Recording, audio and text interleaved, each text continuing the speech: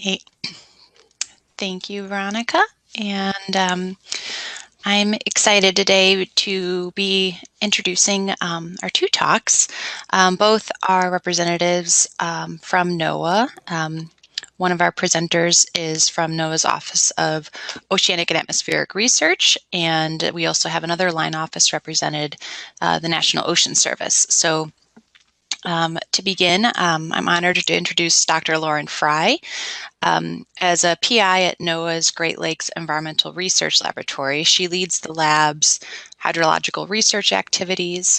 Dr. Fry comes to GLERL from the U.S. Army Corps of Engineers, Great Lakes Hydraulics and Hydrology Office out of the Detroit District.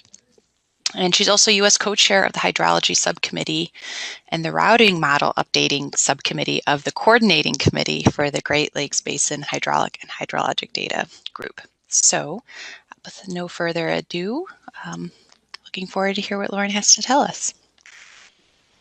Thanks, Chiara. Sure. You gave a good introduction, so I don't need to introduce myself. I did see on the agenda from earlier days that you heard talks from my colleagues at the Army Corps of Engineers. So there will be a little bit of review here, but I'll be talking more from the NOAA angle.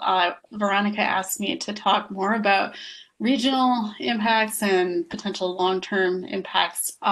So what I'm going to focus on is Great Lakes hydrology. I'll talk a little bit about what NOAA's role is in providing information for water management, how water levels are monitored, and also talk about the drivers of water level changes.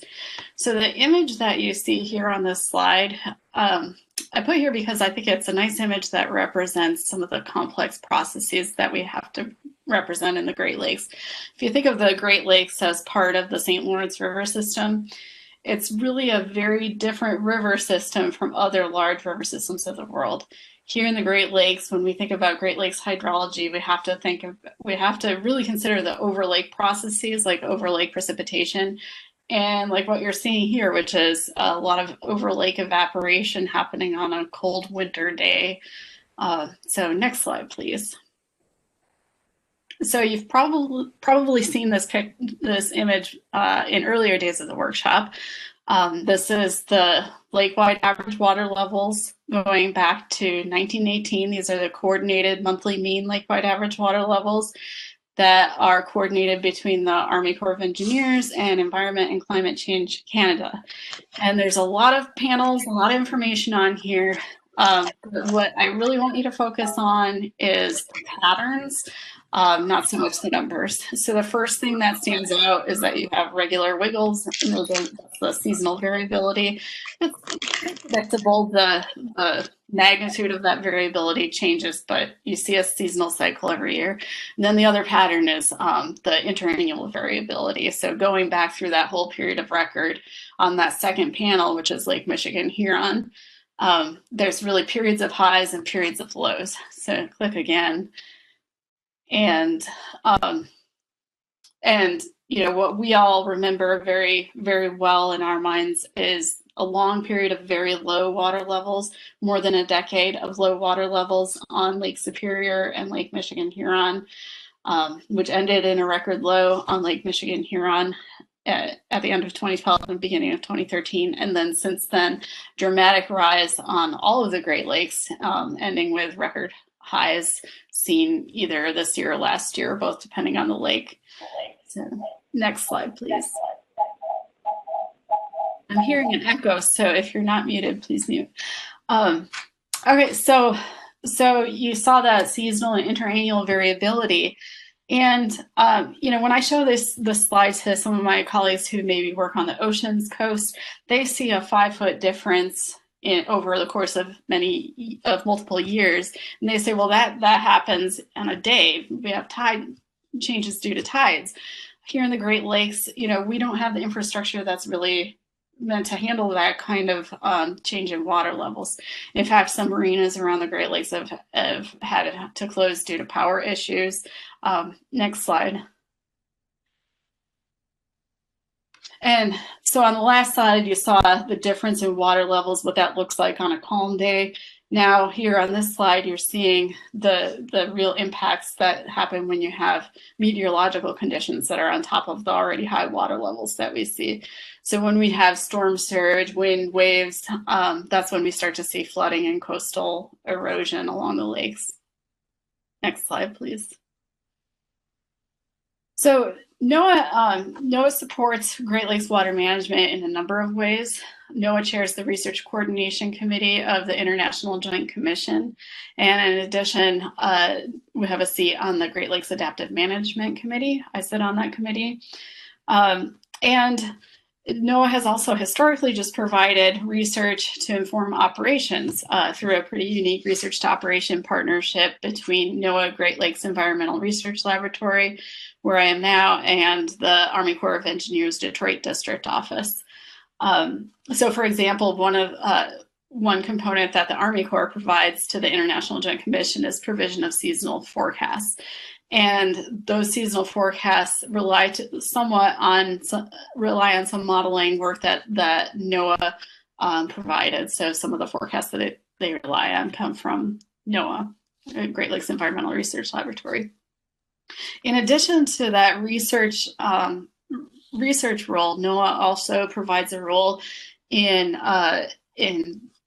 the monitoring of the Great Lakes water levels. So what you're seeing here are the gauges that are used to monitor water levels. The gauges that have the circle with the thinner circle as on the outside, the kind of bullseye effect, those are the gauges that are used to compute lake-wide average water levels. The blue gauges, those are the gauges that are operated by NOAA, and then Canada operates a similar network of gauges on the Canadian side of the border. Those gauges are used to provide information which then the Army Corps of Engineers and Environment and Climate Change Canada use to compute lake-wide average water levels, which form the basis of that earlier long-term plot of water levels that you saw. Next slide, please. So your closest water level gauge in the Chicago area is at Calumet Harbor. And that gauge is not one of those gauges that is used to compute lake-wide average water levels, but I think it's useful to you nonetheless. You can get to the gauge's homepage if you just start by Googling NOAA tides and currents, and that'll get you to a map where you can click on Lake Michigan and hone into this gauge here. And so on that gauge page, you see a lot of information like where the gauge is located, how long that has data for, and then you can go and actually make plots of the data. So next slide. On the image that you saw previously, you saw the outside of the gauge house. This is what's happening on the inside. That gauge house houses a stilling well, which allows us to get a flat level, calm, still water level reading, and then there's floats that react to the water level changes, and the water levels are recorded and transmitted. Next slide, please. So I went to the water level gauges, the Calumet Harbor gauges website, and I created this plot using data from October 1st to October 19th. That's when I grabbed the data. And so I wanted to show you this here because when we typically talk about water levels, when you see that graphic of the long-term hydrograph of monthly mean lake-wide average water levels, you're not necessarily seeing the kind of variability that you might see at a given location. So at Calumet Harbor, in the first part of October up through October 2019, if you click on the next slide, there was about a 2-foot range in water levels that could be seen on any given day at any given time at that location. So water levels vary not only across time, but also across space. If you have storm conditions, the SAICH events, that kind of thing, then you can have very different water levels at your given location than what you see at the in terms of the lake-wide average water level. Next slide, please. So this is a nice graphic that the Army Corps of Engineers uses to talk about the seasonal cycle of water levels. And the seasonal cycle is really driven by climatic factors. So this is kind of a generic lake water cycle where water levels are lowest in the winter, highest in the summer. And that's because in the winter you have accumulation of precipitation on the surface of the earth, that's snowpack. In the spring, as temperatures start to rise and you see more precipitation falling as rain, you have increased runoff. And then in the summer, maybe you see a little bit less precipitation, but also more importantly, the sun is really putting a lot of energy into the surface of the lake. And that's important because then in the fall, you start to see enhanced evaporation from the lake. So when you get that cold air that we're starting to see come into the basin now over the relatively warm surface waters, that's when evaporation really kicks in. Next slide, please. So over the last several years, you saw in the long-term hydrograph, we've seen a really dramatic rise in water levels, and you're all aware of the high water levels that we're experiencing. The primary driver of these water level rises that we've seen across the Great Lakes has been a lot of precipitation. So this is a graphic that I built using the Climate at a Glance tool from the NOAA National Centers for Environmental Information.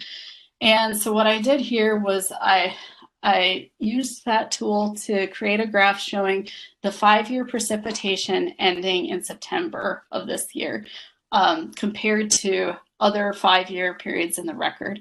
And so if you look at the Great Lakes Basin, at least on the US side, it was the wettest 5-year period on record, and that's out of 121 5-year periods. So really very wet 5-year periods. If you click again, here you're seeing the time series of the Great Lakes Basin precipitation, the 5-year precipitation. And just look at the recent several years. We've just like every year was the wettest 5 years on record when you look at 5 years of data. And so we've just been in a very wet period that's really driven the water levels to rise. Next slide. These are maps that are produced by the Great Lakes Integrated Science and Assessment Team. And they're produced using data from the Third National Climate Assessment. They're available on the GLESA webpage. And they have a number of maps which are pretty cool to look at. On the left, you're seeing the change in temperature as we get into the period from 2041 to 2070. And on the right is the change in precipitation. And this would be under a scenario of continued high carbon dioxide emissions. And so what we see is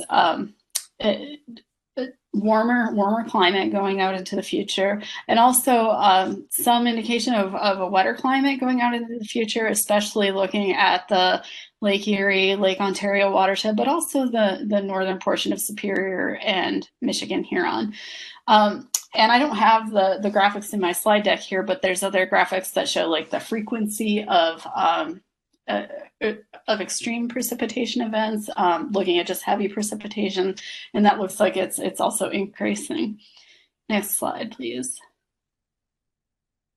So looking out ahead on more of our seasonal time frame, we use the information from the NOAA Climate Prediction Center here, and on the top is the November outlook. So the Climate Prediction Center is forecasting a likelihood of above average temperatures on the left, and no real indication of whether we'll have above average precipitation or below average precipitation in November. And then on the bottom is the 3-month outlook. So this would be for November, December, January, and starting to see a little bit of cooling in the basin. Still no real sign of enhanced precipitation or not. Next slide, please. As we get further out into the winter, we're seeing more likelihood of enhanced precipitation, especially, and also potentially some colder weather, especially in the northwestern portion of the Great Lakes Basin. And these climate outlooks that were produced recently are pretty influenced by a forecast of a La Nina that's expected to continue. Next slide, please. So the Army Corps of Engineers uses that information along with other information and model runs of net basin supply of water to the lakes to produce their contribution to the coordinated forecast of coordinated 6-month forecast of water levels that's coordinated with Canada. And I'm showing this here. I think Deanna or Dawn probably showed you this earlier in the workshop. So I'm not going to talk through all of the details on here, except to point out that the horizontal hashed lines that are above the red line, those are showing the record high water levels for each month, each calendar month. The red line, that's the observed lake-wide average water level. And the record high that really stands out is October of 1986. So that very high horizontal, yep, right where her mouse is. So that was in 1986. And what happened there is that there was actually a very wet September prior to that October. I think a big question that we're getting is, are we going to, or we were getting, was that whether we were going to see record high October levels and break that record high. So what happened in 86 was that there was a very wet September. The lake just started out at very high levels. After that, the lake levels did drop as usual in the fall. And so I think that's all I have. Next slide. Let's see. Yeah, so that's all I have today. I think hopefully I stayed within time. And then I think Brandon's going to tell more information on lake levels. Thanks so much, Lauren.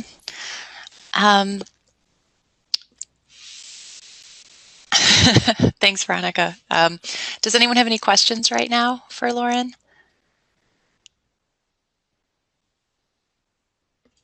Yeah, it looks like 2 questions came up in the chat. Okay. So first question is, it looks like Lake Michigan and Huron have a bit more variability than the other lakes. Is that the case? And if so, why? So Lake Michigan and Huron has a bigger range of water levels, especially if you compare it to Lake Superior.